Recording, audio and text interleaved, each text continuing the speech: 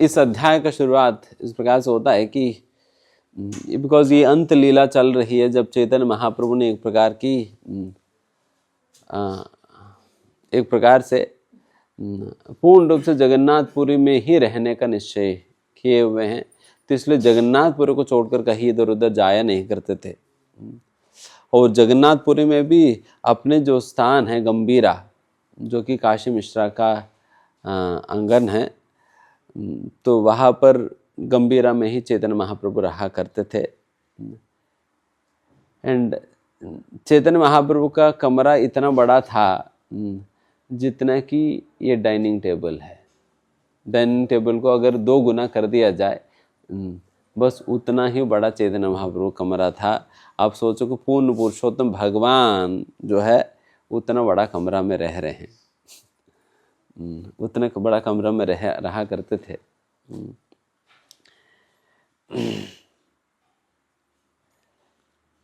आप में से कई लोग दर्शन करने गए होंगे गंभीरा जगन्नाथपुरी। कौन कौन गए? बाकी सभी दौर्भाग्य जीव वो कभी न कभी जाइए, कभी न कभी जाइए जगन्नाथपुरी, जाइए और दर्शन करिएगा। Then you will be better relate. वहाँ पर आप लोगों ने दर्शन किया होगा गंभीरा में एक छोटा सा कमरा है जहाँ पर चैतन्य महाप्रभु को जपमाला भी रखा हुआ है, पादुकाएं रखे हुए हैं। बट वैसा कहने में आता है, असलियत में जो गंभीरा जिसमें चैतन्य महाप्रभु रहते थे वो उस कमरे के नीचे है। जो कमरा हमें दिखते हैं ना, वो कमरे के नीचे हैं। एंड उसका दर्शन जनरली किसी को नहीं कराया जाता है, उसका दर्शन जनरली किसी को नहीं कराया जाता है। बहुत ही गुप्त रूप से ही किसी भक्त को लेकर जाया जाता है। फिर कोई एक भक्त तो जो वहाँ पर गया है तो वो बता रहे थे कि मतलब वहाँ पर मैं जाकर मैं रुक नहीं पाया, थोड़ी देर से ज़्यादा समय रुक नहीं पाए, बिकॉज वहाँ पर वाइब्रेशन ही उस प्रकार के होते हैं कि मतलब रहा नहीं जाता है। तो वैसा चैतन्य महाप्रभु की गंभीरा है। ठीक है, एनीवेज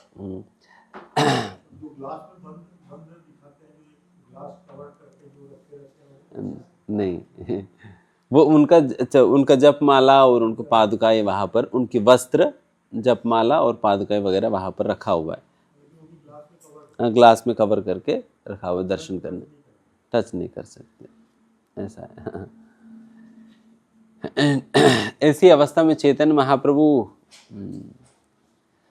की मतलब बहुत विरला ही भौतिक चेतना में आया करते, मतलब एक बाहरिक चेतना में आया करते थे। मोस्टली वो दिव्य चेतना में ही वो डूबे रहते थे हमेशा, बिकॉज ये ऑलमोस्ट चैतन्य महाप्रभु की लीला की अंतिम साल चल रहे हैं, अंतिम साल चल रहे हैं।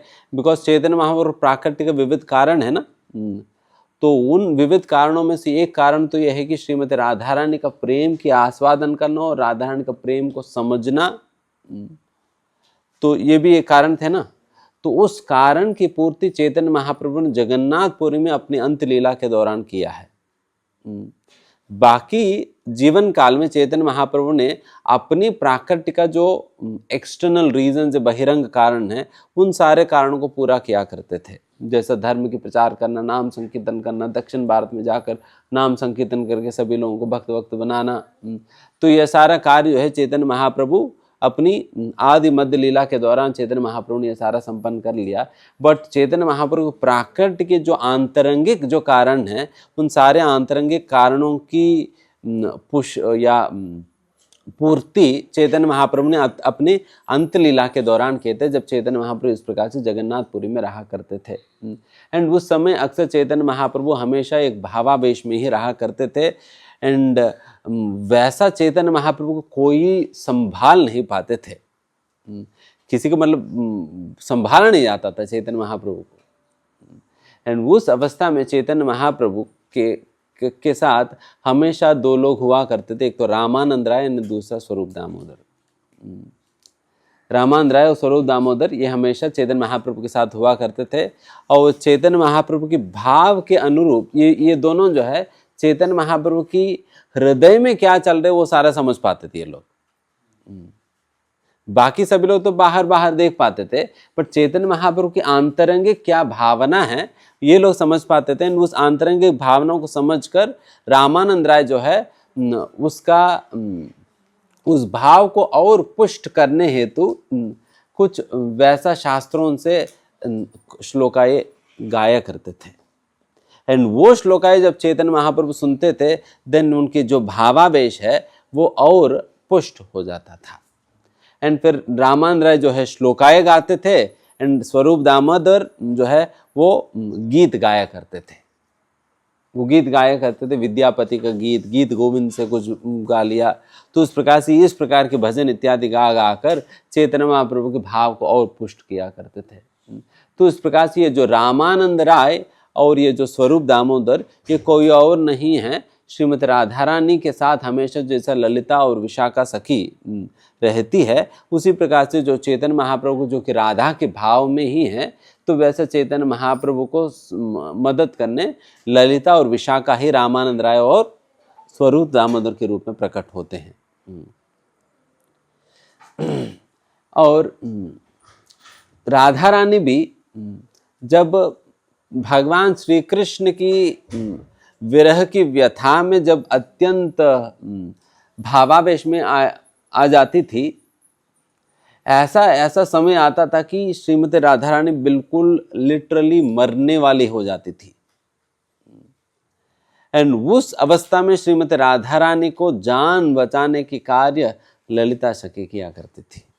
लिटरली वो जान बचाती थी राधा रानी का। राधा रानी बिल्कुल निश्चय कर लेती मैं तो अभी मर ही जाऊंगी करके, तो वैसी अवस्था में ललिता सखी वो बचाया करते थे। फिर वो जो कार्य राधा रानी के रूप में जब राधा रानी की इसमें जब ललिता सखी जिस प्रकार से किया करती थी एंड वही कार्य यहाँ पर चैतन्य महाप्रभु के रूप में प्रकट श्रीमती राधा रानी का सेवा उसी प्रकार से ही यहाँ पर रामानंद राय और स्वरूप दामोदर किया करते थे।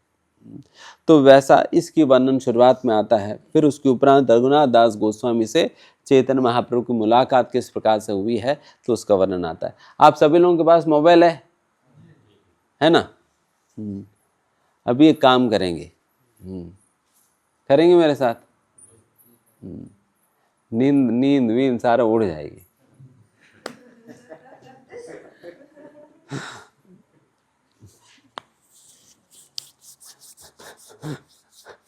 प्रातःकालीन भागवत देने वाले की सबसे बड़ा शत्रु है नींद।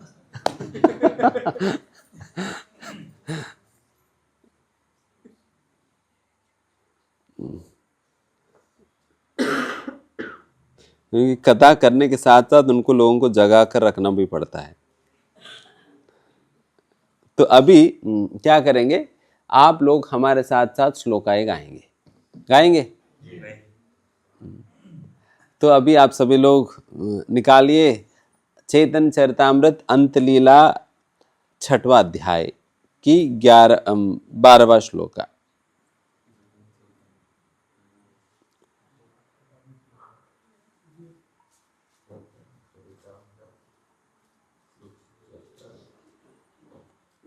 चैतन्य चरितामृत अंतलीला का 6वां अध्याय 12वां श्लोका 3:6-12। लिंक शेयर करना पड़ेगा बिकॉज ये पूरा हम कई श्लोकाएं पढ़ेंगे ना। 6th chapter.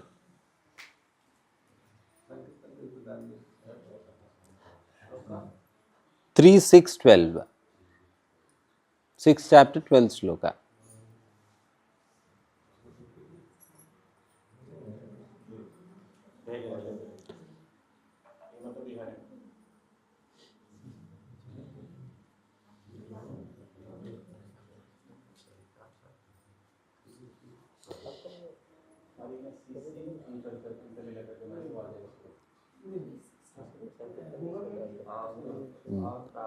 वेदा बेस की लिंक उसमें डाल सकते हैं, देन फिर सभी लोगों को मिल जाएगी।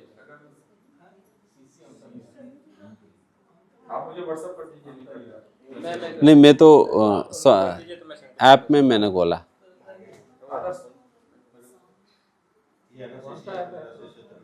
वेदा बेस की लिंक शेयर कर रहे प्रो जी। ग्रुप में कर रहे हैं, कर दिया मैंने आप लोग ग्रुप में कर रहे हो। उसके नीचे हिंदी, उसके नीचे वेदा बेस में नीचे हिंदी में होता है ना, नहीं है? मेरे पास एक पुस्तक है,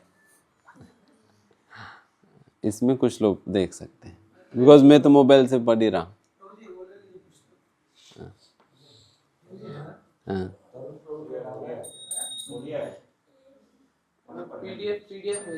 ओडिया, ओके।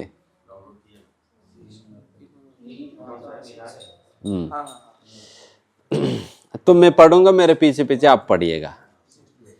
यही मत विहारे गौरा न भक्त गना,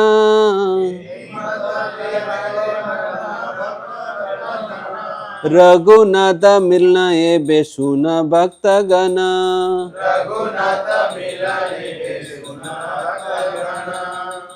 यहाँ पर बताया जा रहा है कि तो उस प्रकार से चैतन्य महाप्रभु अपना जीवन में अत्यंत आनंद अपने भक्तों के साथ में लिया करते थे। अभी आप सभी भक्तगण सुनो किस प्रकार से चैतन्य महाप्रभु रंगनाथ दास गोस्वामी के साथ मुलाकात होती है।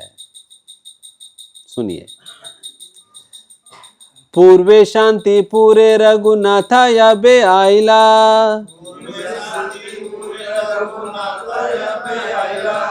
महाप्रभु कृपा करी तांडे सिखाइला।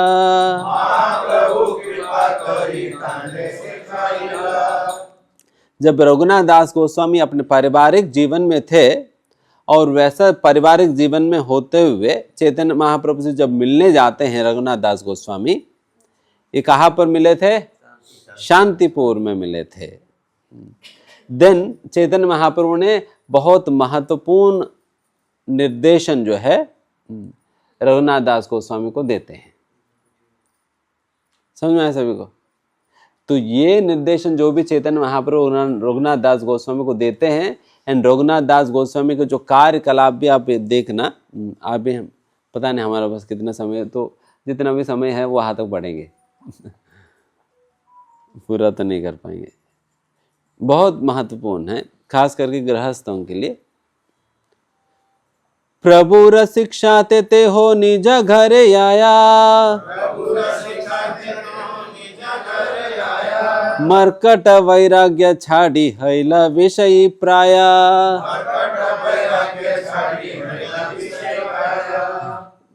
चैतन्य महाप्रभु कह रहे रघुनाथ दास गोस्वामी से, मरकट वैराग्य छोड़ो।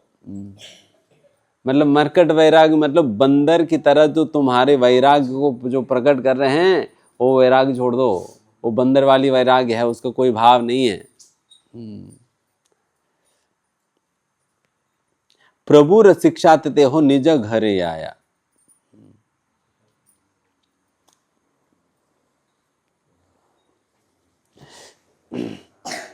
मतलब निज घरे आया मतलब अपने घर।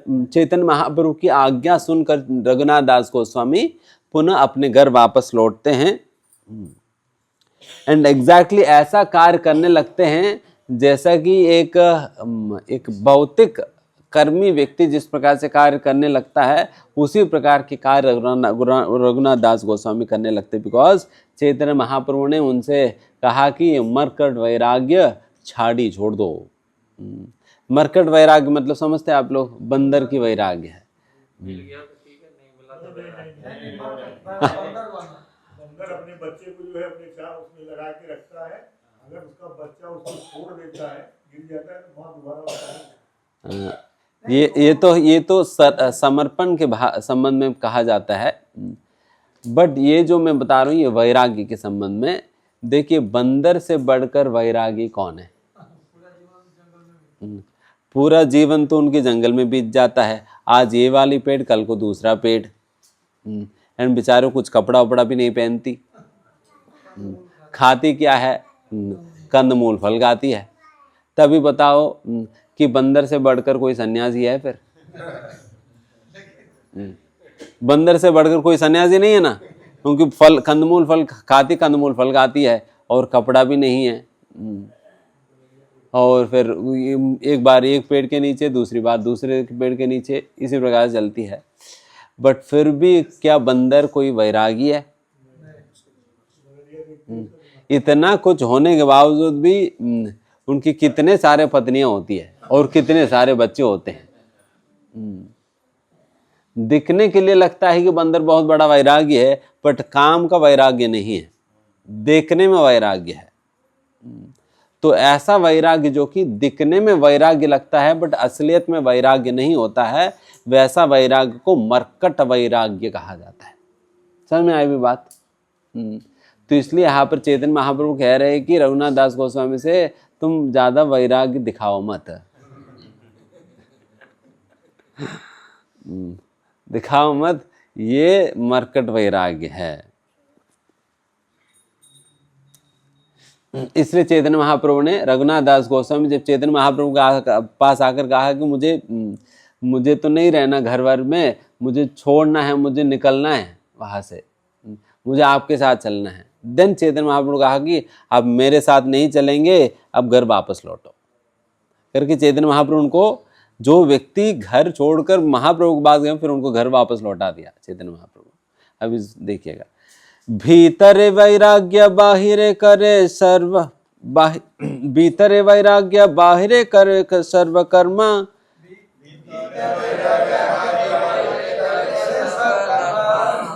देखियत माता पितार आनंदित मना।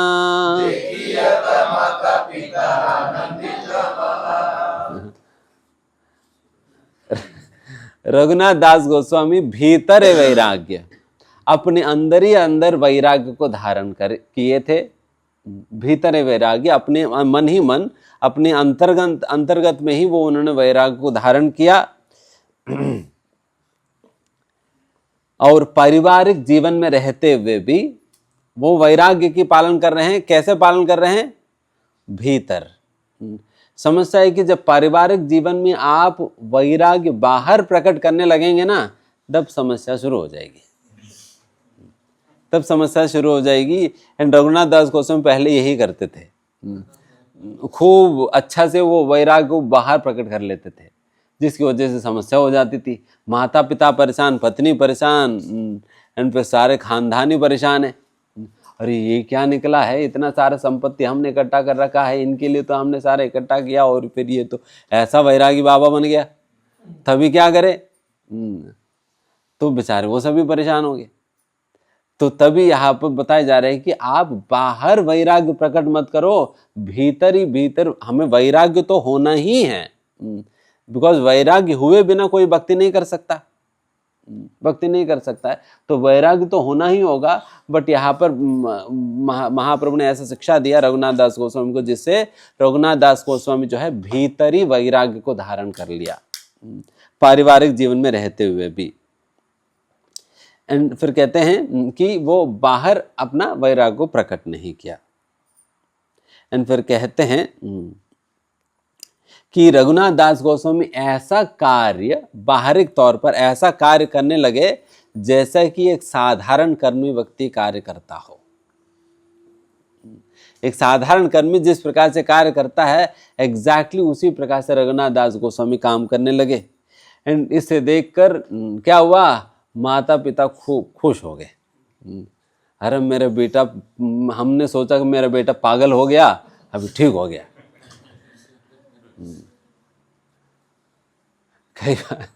कई बार जब कोई भक्ति करने लगता है, माता पिता को वैसे लगने लगता, हमारा बेटा पागल तो नहीं हो जा रहे।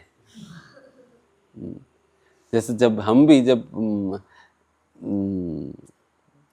ज्वाइन करने वाले थे, बीच में कुछ हुआ जिसके कारण मुझे घर, मतलब मेरी माँ जो है वो लिटरली वो नोएडा आ गई, 2-3 महीने मेरे साथ रुक गई। वो इसलिए आई थी, मतलब मुझे मेरे से जॉब छुड़वा कर घर ले जाने। ये यहाँ रहेगा तो और ख़राब हो जाएगा। मुझे घर छुड़वा कर उन्हें उन्हें जॉब छुड़वा कर घर ले जाना है, इनकी पैसा वैसा तो मुझे कोई मतलब नहीं, हमारे पास इतना संपत्ति है उस वही देख ले तो पर्याप्त है, इनको घर ले जाते, इनको कोई IIT वाईटी का कोई मतलब ही नहीं पड़ा, ले चलते करके वो आ गई और मेरे साथ रुकी। फिर देख रही थी रोज, फिर मैं तो ऑफिस ही नहीं जाता था बिकॉज उसके पहले जॉब छोड़ दिया था। वो तो आई थी जॉब छुड़वाने में, तो पहले ही छोड़ दिया था। उनको पता नहीं था मैंने जॉब छोड़ दिया। तो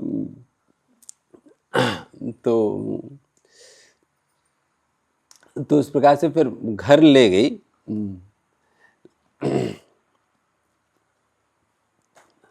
फिर उसके बाद हमें अपने साथ घर लेकर चलेगी। तो फिर हम घर पे ही काफ़ी समय तक हम रुके थे। अच्छा, ये इसके संदर्भ में हम बता रहे थे इसके पहले। हाँ हाँ हाँ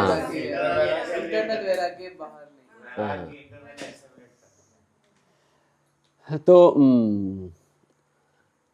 तो इस प्रकार से ये सारा हुआ, मुझे घर ले गए। देन फिर वहाँ पर मैं भी यही फॉर्मूला फॉलो किया था। फिर जब कर लेंगे, हम भी बिजनेस में हमारे पापा के साथ हम भी गाड़ियों में घूमते थे। फिर उनको लगता था अच्छा ये पूरा रियल एस्टेट कर रही है, कर रही वो कर रही है, तो फिर ठीक है वहाँ से निकल गया अभी। बट वन फाइन डे मैं भाग गया, बैंगलोर चले गया। बैंगलोर कहकर दिल्ली चले गया। उनको कहा कि मैं बैंगलोर जा रहा हूँ कि इंटरव्यू करके मुझे बैंगलोर जाना है, कुछ तो मुझे इतना पढ़ा है क्या, कुछ तो नौकरी करूँ, वो कुछ तो उपयोग करूँ करके। फिर मैंने कहा कि कम से कम कॉलेज में पढ़ा तो लूँगा। फिर इस प्रकार से कहा, तो देन फिर उन्होंने ठीक है आप बैंगलोर जाके इंटरव्यू देकर आ जाना। देन फिर मैं इंटरव्यू के लिए बैंगलोर का टिकट निकाला और दिल्ली की ट्रेन में बैठ गया। फिर पहुँच गया। तो इस प्रकार से उन दिनों में उन लोगों को लगता था ये बिल्कुल ये ठीक हो गया। एंड जब शुरुआत में जब उनको लग रहा था ये पता नहीं ये पागल हो गया क्या हो गया, तब मुझे लिटरली इनके पास ले गए थे, जैसे काउंसलिंग करते हैं ना बाहर ना, कोई पागल व्यक्ति काउंसलिंग, उनके पास ले गए थे मेरे पापा, इनको समझाओ करके। इनको समझाओ, तो वैसे लोगों को लगता है पागल ही हो गया। तो उस समय मुझे कई लोगों से, हमारे गांव में से भी जितने बड़े बड़े लोग उन सभी लोगों को बुलाते हैं, इनको समझाओ, इनकी काउंसलिंग करो। तो इस प्रकार से लोगों को लगता है कि ये तो पागल ही हो गया। आपको IIT का इतना बड़ा काम था, वो छोड़ने के लिए माँ को इतना टेंशन हो गया। मैंने गुरुवार का टाइम मेरा माँ इधर ही था भाई। केरला मलयाली लोग का सुबह सुबह एक बेड कॉफ़ी ब्लैक कॉफ़ी आता है बेड में, वो ऐसा शुरू करते हैं। वो गुरुवार से का नेक्स्ट डे मॉर्निंग मेरे माँ मेरे को बेड कॉफ़ी लेके नहीं कल से पूरा छोड़ा। माँ इतना रोया, कोई एक आदमी मर गया, मैं मर गया, ऐसा सोच इतना रोया। बेड कॉफ़ी नहीं मांगा। अरे भगवान, बेड कॉफ़ी पे इतने रो गई। ऐसा सभी का अपना अपना स्टोरी तो होगा ही, कोई बच्चा तो नहीं। तो वैसा अभी जब ये सारे नॉर्मल कार्य करने लगे तो फिर उनको लगने लगा ये तो, बिकॉज रघुनाथ दास गोस्वामी लगभग पापा का सारा बिजनेस वो खुद ही संभालने लगा। एंड उनको पिताजी को लगने लगा अभी तो हमें जरूरत ही नहीं, ये सारे बिजनेस तो यही चला रहे, अच्छी बात है, तो पूरा अभी जिम्मेदारी संभालने लगा, अभी सारा कुछ ऐसा काम करने लगा करके। देन फिर उनको बहुत खुशी होगी। देन फिर आगे की कहानी सुनिएगा क्या होता है। मथुरा हईते प्रभु आइला, वार्ता या बे पाइला।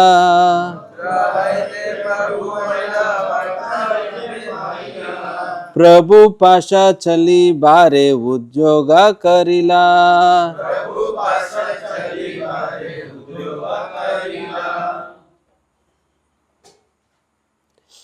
जब चैतन्य महाप्रभु वृंदावन से वापस लौट गए हैं करके ये वार्ता जब रघुनाथ दास गोस्वामी को पता चली, तब रघुनाथ दास गोस्वामी को अत्यंत तीव्र इच्छा हुई, मुझे चैतन्य महाप्रभु से पुनः मिलने जाना चाहिए।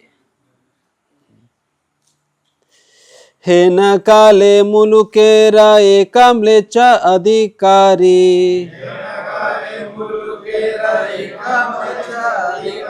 सप्तग्राम मुलुकेरा से हैया चौधरी।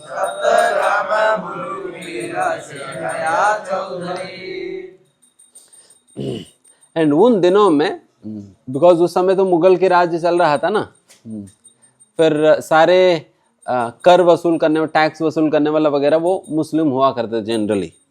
उन दिनों में एक मुस्लिम अधिकारी था जो कि टैक्स वसूल किया करता था, जो सप्तग्राम का। हिरण्यदास मुल्क नीला मक्ररी करियतारा,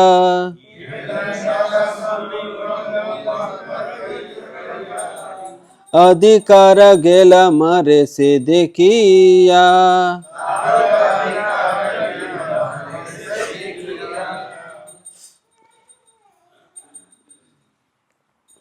जब रघुनाथ दास गोस्वामी की जो चाचा जो थे, जो कि हिरण्य मुजमदार, ये दोनों भाई थे, हिरण्य मुजमदार और गोवर्धन मुजमदार करके। गोवर्धन मुजमदार का पुत्र थे रघुनाथ दास गोस्वामी, और हिरण्य मुजमदार तो फिर चाचा बनते, तो अंकल। उन दिनों में फिर ये मुस्लिम अधिकारी के स्थान पर ये हिरण्य मुजमदार ने गवर्नमेंट के साथ एक एग्रीमेंट साइन किया कि इनकी जगह हम कर वसूल करने जाएंगे।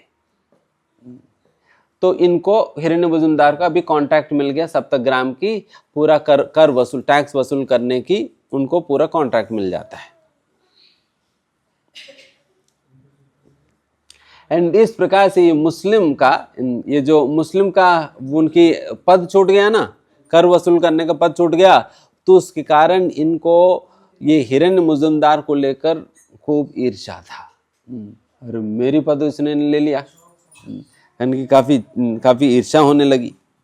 फिर आगे 12 लक्ष दिया राजाया साधे 20 लक्ष,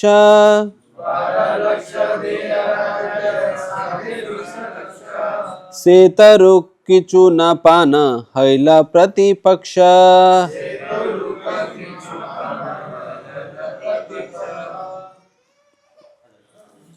उन दिनों में ये हिरण्य मजूमदार जो है लगभग 20 लाख सोने की चिक्का का कर वो कलेक्ट किया करते थे। आप सोचो 20 लाख सोने की चिक्का वो वसूल किया करते थे।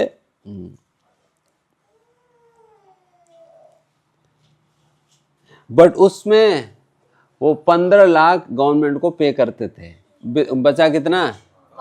5 अपने पास 5 अपने पास रखते थे और 15 गवर्नमेंट को दे दिया। और कलेक्ट कितना किया? 20, सॉरी वो 12 लाख ही दिया करते थे, 12 लाख दिया करते थे बस। तो उस प्रकार से 3 लाख सोने की चिक्का का प्रॉफिट उनको हुआ करता था। जब इस प्रकार की प्रॉफिट मिलता हुआ ये जो मुस्लिम अधिकारी जो जिनको निकाल दिया गया था उसने देखा, देन फिर वो पहले से वैसी ईर्ष्या रख रहे थे। देन फिर उनके अंदर ईर्ष्या और बढ़ गई। बिकॉज जब हमारे अंदर ईर्ष्या होता है, कोई आगे बढ़ता है तो देन फिर वो ईर्ष्या की मीटर भी बढ़ जाता है ना। कोई किसी को आगे बढ़ते हुए देख कर हमारी ईर्ष्या और बढ़ जाती है, अरे ये मेरे से आगे कैसे निकल जा रहे। तो वैसा होने लगा।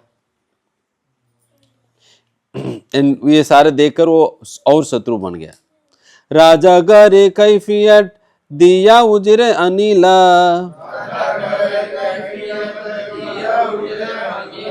हिरण्य दास पालैला रघुनाथे बांधिला। समझ गए होंगे आप लोग क्या हुआ। ये जाकर गवर्नमेंट को कंप्लेन कर दिया, देखिए तुम्हारा सारा पैसा जो है ये चुरा ले रहे हैं, 3-3 लाख रुपए जो है वो हड़प रहे हैं। तो इस प्रकार से गवर्नमेंट के पास इसने जाकर कंप्लेन कर दिया। कंप्लेन कर देने पे देन गवर्नमेंट के सैनिक वगैरह आए थे एंड फिर अभी सारा व्यापार धंधा वंदा तो मतलब सारे एग्रीमेंट तो किनके नाम पे बना हुआ था, हिरण मुजमदार के नाम पे बना हुआ था, तो उनको पकड़ कर ले गए थे। हाँ, रघुनाथ दास गोस्वामी को पकड़ लिए थे बिकॉज वही सारा कार्य। हाँ, हिरण मुजमदार तो चले गए। हाँ, चले गए यहाँ से। मतलब पूरा सिनेमा में जैसा होता है ना वैसे ही हो रहा सारा।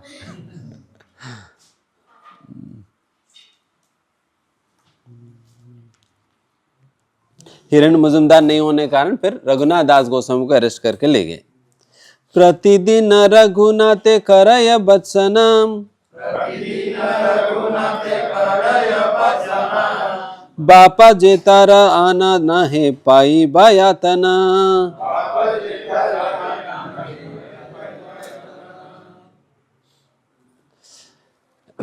जेल में डाल दिया रघुनाथ दास गोस्वामी को एंड फिर जेल में उनको खूब गाली गलौज करके उनको डांटा जा रहा है कि आप क्यों नहीं अपने पापा को चाचा को आप यहाँ पर नहीं लाते हो, जल्द से जल्द बुलाओ, नहीं तो आपको दंडित करेंगे हम, करके उनको खूब वार्निंग दिया करते थे। जस्ट आप सोचो रघुनाथ दास गोस्वामी शुद्ध भक्त है या नहीं? सोच रहे शुद्ध भक्त है या नहीं? रघुनाथ दास है ना, शुद्ध भक्त है। तो फिर वैसा शुद्ध भक्त होने के बावजूद भी उनके जीवन में कितने सारे कष्ट आ रहे हैं। लिटरली उनको जेल में डाल दिया गया है। जब हमारे जीवन में कोई कष्ट आता है, हम तो कभी जेल तो नहीं गए, कम से कम इतना तो सेफ है ना, जेल तो नहीं जाना पड़ा ना। रघुनाथ दास गोस्वामी शुद्ध भक्त होने के बावजूद भी उनके जीवन में कितने सारे कष्ट आ रहे हैं। उनको लिटरली जेल में जाना पड़ा, वहां पर उनको कितना कष्ट दिया जा रहे हैं। तो इसलिए ये मत सोचना है कि केवल भक्ति करने मात्र से मेरे जीवन में किसी भी प्रकार की कष्ट दुख समस्याएं ही नहीं आएंगी। जब शुद्ध भक्तों के जीवन में आ सकते हैं तो हमारे जीवन में क्यों नहीं आएंगे? तो इसलिए कोई उपाय नहीं है, मार्ग नहीं है, कोई this is not an escape way out.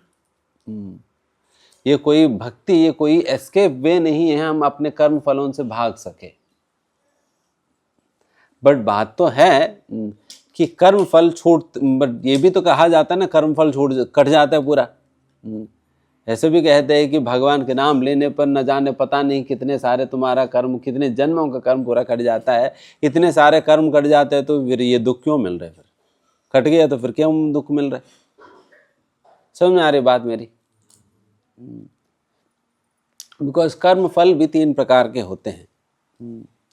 कर्म फल जो है वो 3 प्रकार कर्म फल होता है। एक तो संचित कर्म फल होता है, दूसरा क्रियमानी कर्म फल होता है, और तीसरा प्रारब्ध कर्म फल होता है। संचित, क्रियमान और प्रारब्ध कर्म फल होता है। जब व्यक्ति भक्ति करने लगता है और शुद्ध भक्ति करने लगता है, देन उनकी संचित कर्म पूरा नष्ट होता है। संचित कर्म मतलब जो भी हमने अनेक जन्मों से जो भी हमने कर्म किया है, उन सारे कर्मों का फलों को हमारे लिए, हम सभी लोगों के नाम पे एक गोडाउन बना दी गई हैं, उस गोडाउन में स्टोर किया जाता है। हम सभी लोगों के नाम पे एक एक कोल्ड स्टोरेज लिखा हुआ है। एक एक कोल्ड स्टोरेज है।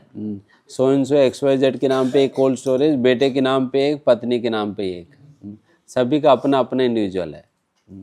देखिए आप कितना बड़ा संपत्ति है, कोल्ड स्टोरेज है आपके नाम पे। उसमें सारे कर्म फलों का बीज जो है वहां पर स्टोर किया जाता है। इसे संचित कर्म कहा जाता है। एंड जब आप भक्ति करते हो देन उस कोल्ड स्टोरेज पे आग लग जाता है। आग लग गया तो क्या होगा? सारा जलकर राख हो जाते हैं। बट समस्या है कि उस कोल्ड स्टोरेज के बाहर भी तो कहानी है। उसके बाहर भी तो है। एंड जो कोल्ड स्टोरेज से जो ऑलरेडी डिलीवरी करने जो बेच दिया गया है उसे प्रारब्ध कर्म कहा जाता है। कोल्ड स्टोरेज से टाइम टू टाइम जो है उसे निकाल कर व्यक्ति का जीवन में वो कर्म फलों को देने बेच दिया जाता है। ठीक है, आप जाकर डिलीवर करके आना, ये इनकी नाम की कोल्ड स्टोरेज है, उस व्यक्ति से मिलो, वहाँ पर सोहार में घूम रहे इधर उधर, उनको पकड़ लेना और उनको ये सारा कर्म फल डिलीवर कर दो। तो इस प्रकार से बेच दिया जाता है। तो ये जो कर्म फल जो बीज के रूप में कोल्ड स्टोरेज में थे उसको निकाल कर पका कर जब व्यक्ति के जीवन में वो फलों को जब फलित होने लगता है देन वैसा फलों को प्रारब्ध कर्म कहा जाता है। एंड ये कर्म ऑलरेडी डिलीवरी होने चले गया है, इसलिए जब कोल्ड स्टोरेज पे आपने आग लगा दिया तो ये बच गया, ये बच गया। तो इसलिए प्रारब्ध नहीं जाता है, प्रारब्ध तो वैसे ही रहेगा, बाकी संचित कर्म तो वो तो जलकर राख हो गया। एंड बाकी क्रियमान्य कर्म जो है वो भी खत्म हो जाता है। क्रियमान्य कर्म मतलब जो भी अभी के समय पर जो हम कर्म कर रहे हैं, अभी भी तो हम कोई ना कोई कर्म तो कर रहे हैं ना, उस कर्म करने की वजह से उसका भी तो फल बनता है। हर कर्म के साथ अपना कर्म फल चिपका हुआ होता है। जब व्यक्ति भक्ति करता है, शुद्ध भक्ति करता है, ये जो कर्म फल हर कर्म के साथ जो चिपक जाता है वो चिपकना बंद हो जाता है। हमारा कर्मों के साथ वो कर्म फल वो नहीं चिपकता है। इसलिए अगर शुद्ध भक्त कोई कार्य करते हैं, उनको ये मत सोचना है कि उनको कर्म फल लग जाएगी, उनको कर्म फल लग जाएगी, नहीं लगने वाला। अर्जुन ने इतने सारे लोगों को मार दिया तो कर्म फल लगेगा? नहीं ना। कई बार मूर्खतावश लोग कहते हैं कि भगवान श्री राम को अपनी रामावतार में इतना दुख इसलिए झेलना पड़ा, उनकी ऐसा कर्म रही।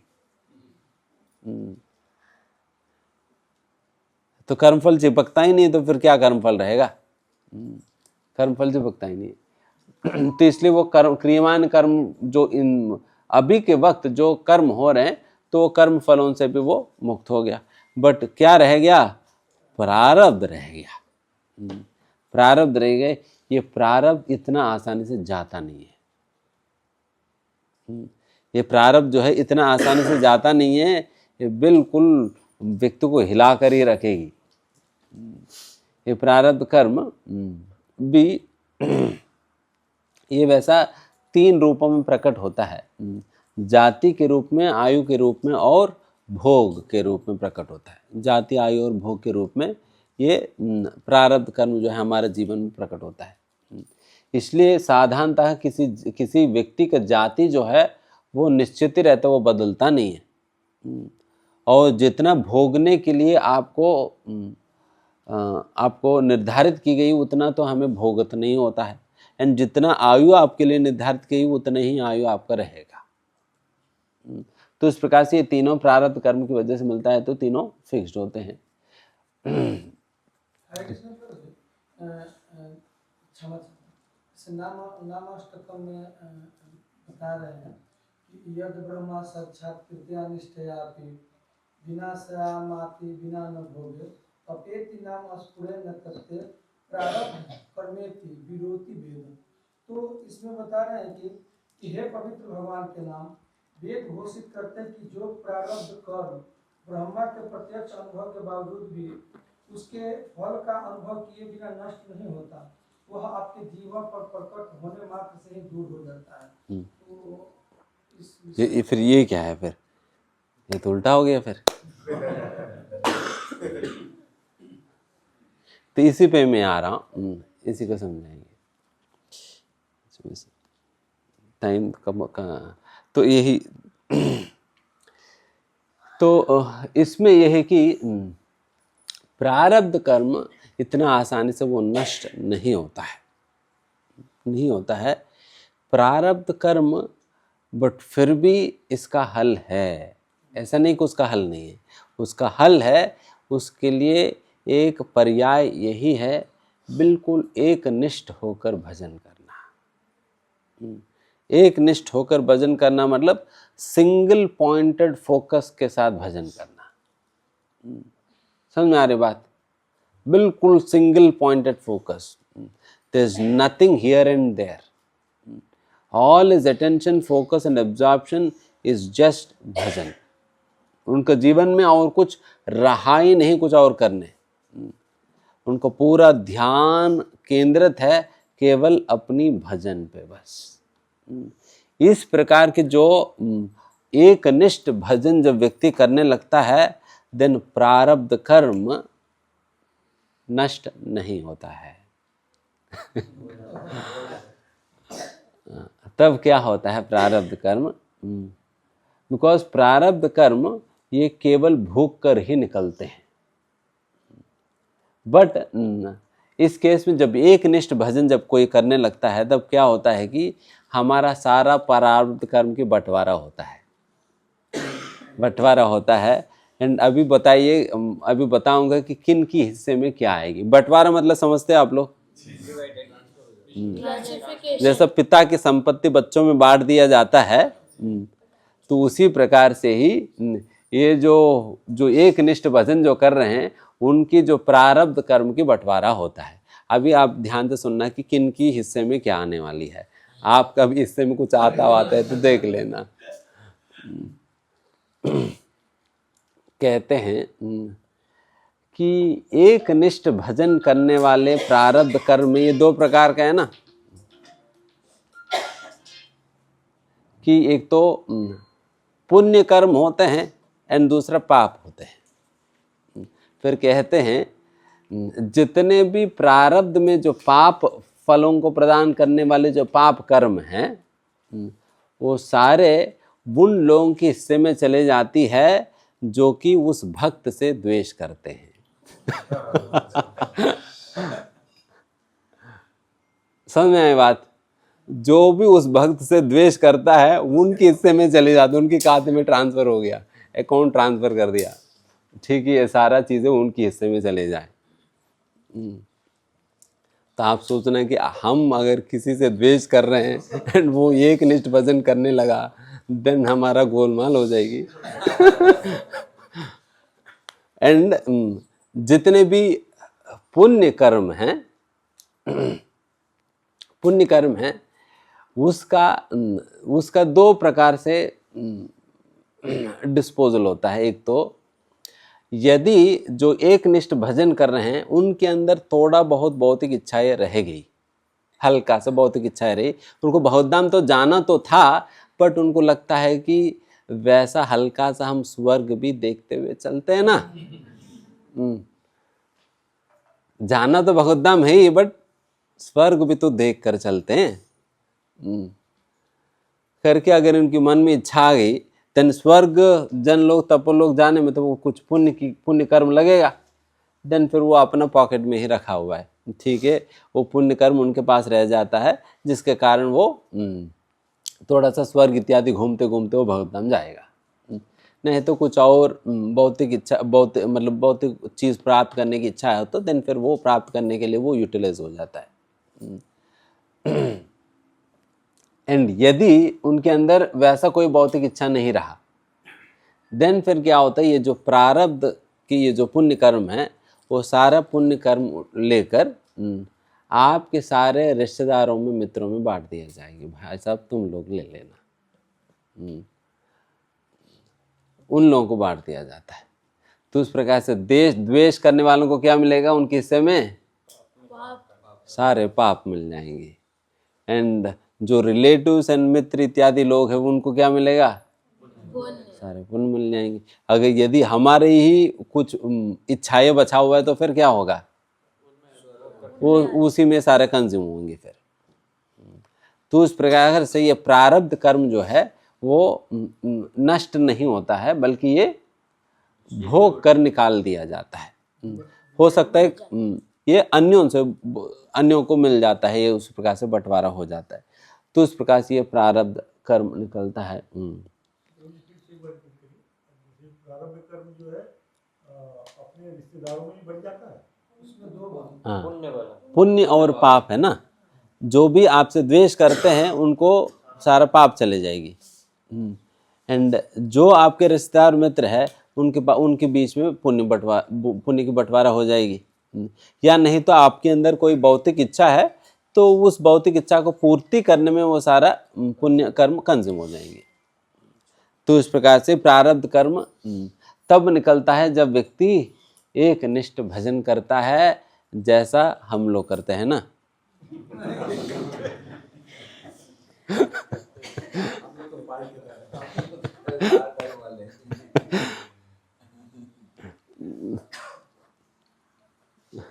प्रभु जी, तो इस तरह से जैसे कि ये तो जैसे जो कोई भक्ति कर रहा है उनके हृदय में कुछ भौतिक भोग रह गया, तो ऐसा नहीं होता है कि उनको क्रम मुक्ति मिलता है, सद मुक्ति नहीं मिल करके?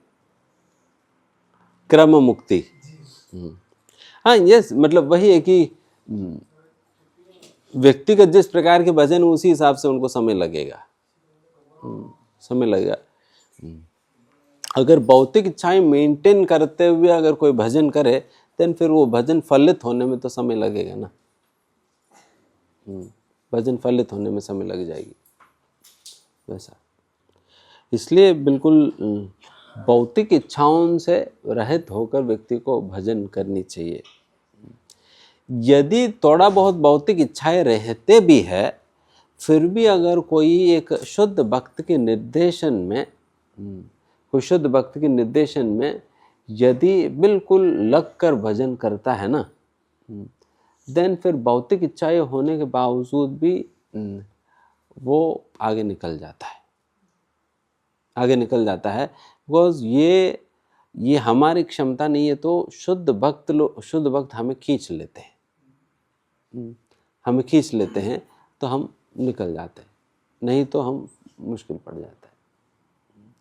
तो वैसा, इसलिए थोड़ा बहुत हल्का पुल्का अगर भौतिक इच्छा होने पर भी भौतिक आसक्ति होना डेंजरस है। आसक्ति हो गया तो देन फिर वही है कि वो आसक्ति आपको पकड़ कर रखेगी, फिर निकल नहीं पाएंगे इतना आसानी से। तो भौतिक आसक्ति नहीं होना है। इसी गैलरी में वो प्रभुपाद जी खड़े रहते हैं, मतलब जो हम लोगों को 16 राउंड जो दिए हैं चैंटिंग करने के लिए, आप करते रहिए, 4 नियम पालन करते रहिए, हम आपको साइड से उठा ले जाएंगे। हाँ,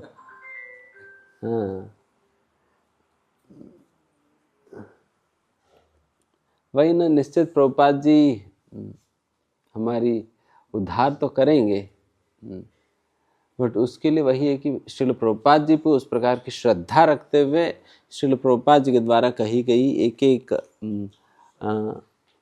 निर्देशन का समर्पण भाव के साथ, श्रद्धा के साथ पालन करनी चाहिए, श्रद्धा के साथ पालन करनी चाहिए। नहीं तो हल्का फुल्के तरीके से अगर 16 माला व्यक्ति कर ले और इधर उधर एडजस्ट करके 4 नियमों को पालन कर ले, तो फिर नहीं काम होने वाली है, नहीं काम होने वाली है। मतलब हम जैसे कर्मी लोगों के लिए एकनिष्ठ भक्ति की डेफिनेशन कैसे डिफाइन करेंगे? देखिए, एकनिष्ठ भजन मतलब जैसे उदाहरण के लिए आप देखिए कि जैसे मैंने कहा ना,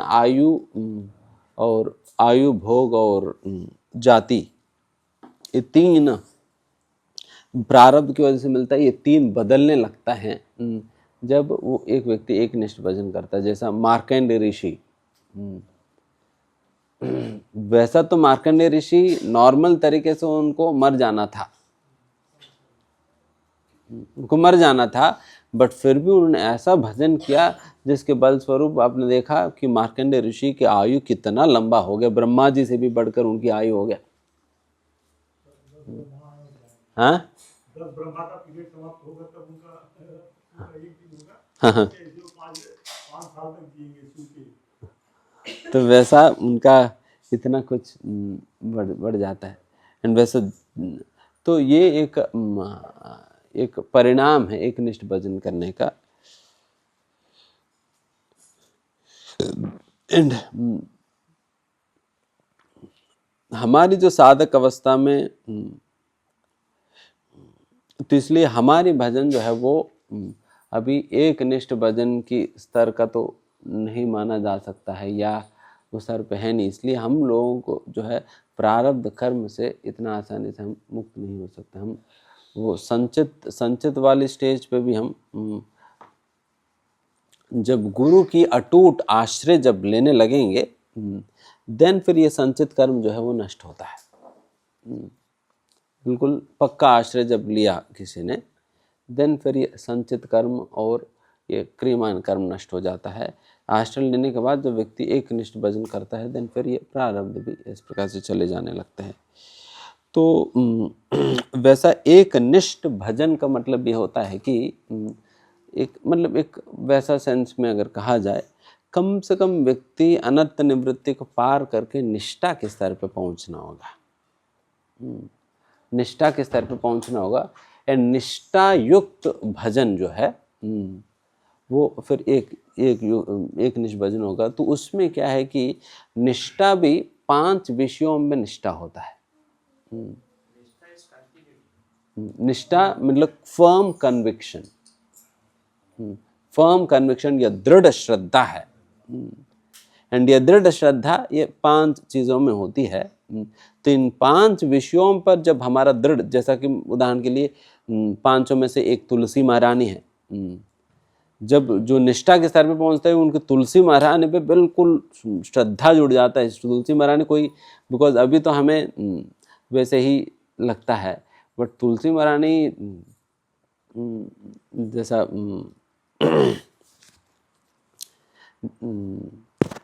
तुलसी महारानी वो है जिनसे हम प्रार्थना कर रहे हैं कि उनकी सखीर अनुगता करो। उनकी निर्देशन में हम सभी लोग उनकी निर्देशन में ही जाकर सेवा करने वाले आगे जाकर, because she is the ultimate manager there. And फिर उनके निर्देशन में जाकर हमें सेवा करनी है। देन फिर आप सोचो कि आपकी मैनेजर पे कितना निष्ठा होना, तब जाकर तो आपकी रिक्रूटमेंट होगी। अगर मैनेजर पे ही श्रद्धा नहीं तो क्या होगा फिर। एंड वैसा माधुर्य रस की भक्ति को प्रदान करने वाली ही है ये तुलसी महारानी। उस प्रकार इन सारे बातों को लेकर जब तुलसी महारानी पे निष्ठा होता है, धाम पे निष्ठा होता है, गुरु पे निष्ठा होता है, वैष्णव पे निष्ठा होता है, श्री विग्रह पे निष्ठा होता है, तो इस प्रकार से इन भगवान के नाम पे निष्ठा होता है। जब ये सारा निष्ठा इन सारे चीज़ों पे, जब इन सारा विषयों पर जब हमारा निष्ठा होने लगता है, देन फिर वो निष्ठा के स्तर माना जाता है। देन फिर वो एक निष्ठ भजन कहा जाता है। दृढ़ श्रद्धा होता है व्यक्ति को। दृढ़ श्रद्धा का मतलब देखिए, मतलब एक जस्ट उदाहरण में बता रहा हूँ। तो जब उदाहरण के धाम निष्ठा, धाम पे श्रद्धा होना मतलब धाम और धाम की निवासियों पे श्रद्धा। जैसे उदाहरण के लिए एक बाबा बता रहे थे उनके अनुभव एक इस्कॉन के भक्त के साथ। एक माता जी अमेरिका से आती है, उनकी आश्रम में कमरे लेकर रुकती है। कमरा लेकर रुकती है।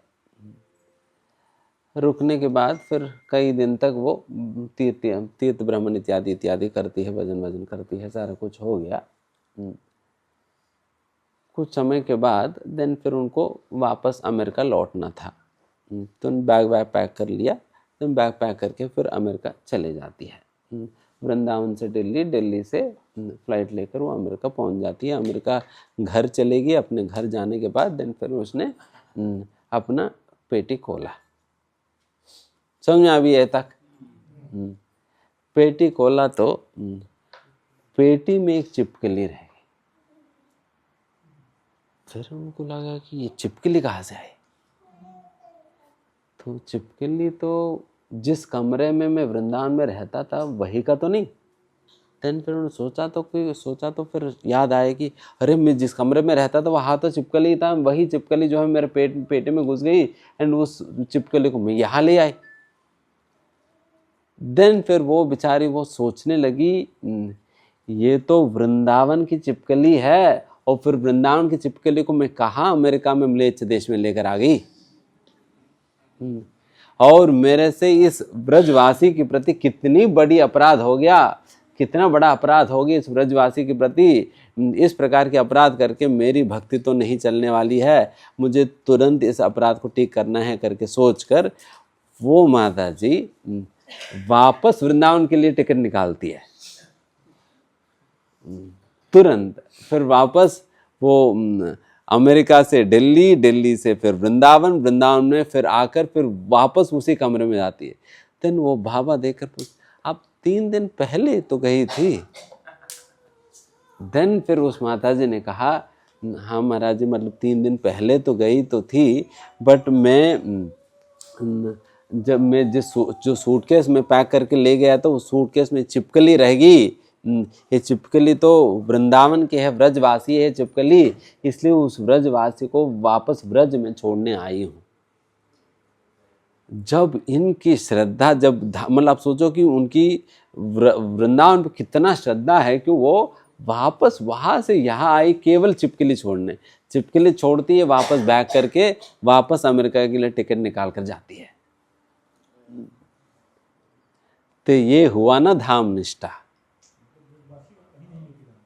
हाँ, ब्रजवासी को मतलब फिर उनको आप सोचो कि एक कोई जीव को वृंदावन में वास कब मिलता है, जब अनेकों वर्षों तक, अनेक युगों तक व्यक्ति भक्ति करने पर उनको उसकी वो सारा भक्ति, अनेक जन्मों का भक्ति जब एकत्रित हो जाता है, तो उसके फल स्वरूप जो है उनको वृंदावन में एक पेड़ बनने के, एक मक्खी बनने के, एक मच्छर बनने का, सुअर बनने का, कुत्ता बनने की, बंदर बनने की मौका मिलता है।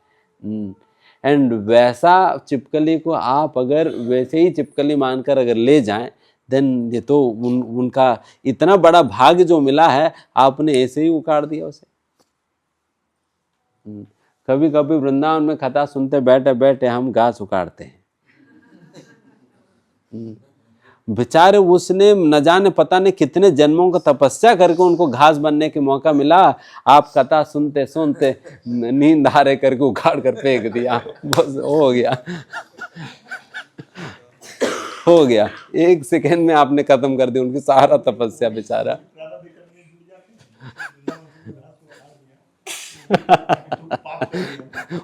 उसका पाप बन जाता है ये तो, बिकॉज अपराध तो पाप के बाप है।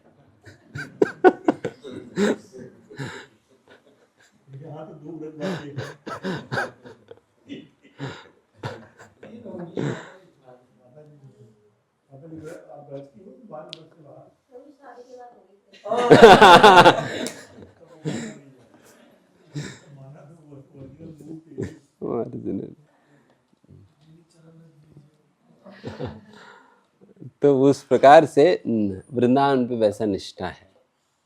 मैं आपको उदाहरण दे रहा हूं कि निष्ठा होता क्या है। निष्ठा होता क्या है, तो वैसा निष्ठा हमारे कार्यों से, हमारे विचारों से ये प्रकट होता है, ये दिखता है। तो उस प्रकार की निष्ठा जब होता है, देन सारा प्रारब्ध कर्म ये वो सारा तो वैसे ही खत्म हो जाएगी, कुछ नहीं रह जाएगी। तो वैसा भजन करनी चाहिए। ठीक है, तो रघुनाथ दास गोस्वामी बेचारे वही रह गए, अभी तो घर पे ही रह गया। रघुनाथ दास को घर से बाहर निकाला ही नहीं हम लोगों ने। अभी तो जेल में रह गया। क्या करे, जेल से बाहर खोल दे। जेल किधर पे है? जेल उन दिनों में जेल पता नहीं कहाँ पर है। हाँ ठीक है, 10:30 हो गया, आप लोग फिर आगे भी करना होगा। किसी कुछ प्रश्न है, कुछ कहना है? जो आप बोले तो भौतिक आसक्ति और भौतिक इच्छा, ये दोनों सेम है या मतलब उसका क्या डेफिनेशन?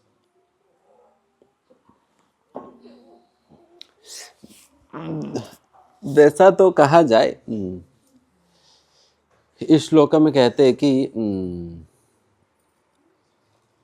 ध्यायतो विषयान् पुंस संगस्तेषु उपजायते संगात संजायते कामः। वहां पर क्या बताइए, attachment gives rise to desire, संगात संजायते कामः। संग से, अटैचमेंट से क्या प्रकट हुआ है, इच्छा प्रकट हुआ है। Ideally desire is a consequence of attachment, ideally. तो हमारे अंदर डिजायर है, इसका मतलब अटैचमेंट है। जब मैं अटैचमेंट की बात, तो इसका मतलब डिजायर हो तो फिर अटैचमेंट है। तो मैं जब अटैचमेंट को एक्सक्लूसिवली जब रेफर कर रहा हूँ, इसका मतलब है कि बहुत स्ट्रॉन्ग अटैचमेंट है, स्ट्रॉन्ग अटैचमेंट है। बट डिज़ायर है तो देन फिर इसका मतलब आपके अंदर अटैचमेंट है, नहीं तो डिज़ायर कहाँ से आएगी? डिज़ायर बिकॉज कहा न कृष्ण ने संगात संजायते कामा, अटैचमेंट से ही डिज़ायर आता है।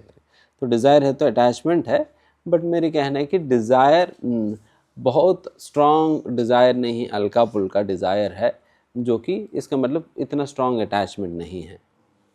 तो उन दोनों कंपेयर कर रहा हूँ, समझ में आ रहा है? प्रभु जी ये भी हो सकता है, जैसे मान लीजिए गाड़ी है, मेरी इच्छा है गाड़ी हमारे पास होनी चाहिए, लेकिन गाड़ी है किसी ने जाकर के उसको खरोच मार दिया, चाहे बच्चा ही अपना, आदमी जाकर के खींच चाटा मारता है, उसकी आसक्ति गाड़ी से है, बच्चे से कम है, गाड़ी से ज्यादा है, तो उसको जाकर के मार, और इच्छा क्या है गाड़ी की, गाड़ी हमारे पास होनी चाहिए। तो इस रूप में हो सकता है ना कि इच्छा हमारी और आसक्ति, अगर गाड़ी है तो आसक्ति इतनी प्रबल है कि वो बच्चे को न देख करके वो उस स्क्रैच को देख रहा है कि गाड़ी हमारी खराब हो गई, उस बच्चे को थप्पड़ मार रहा है, उसके ऊपर उसका कोई वो नहीं, लेकिन इस रूपों में भी जो इस रूपों में जो है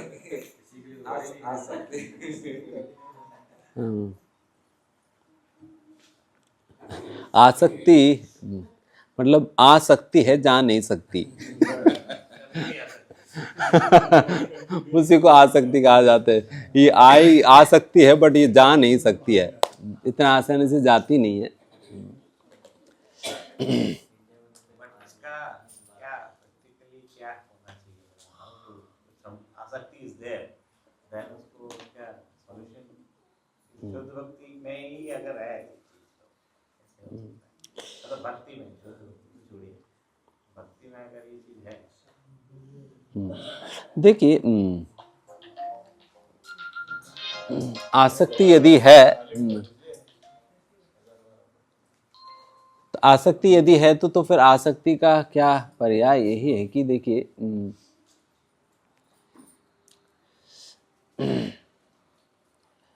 हम अटैचमेंट को हम सीधा न्यूट्रलाइज नहीं कर सकते,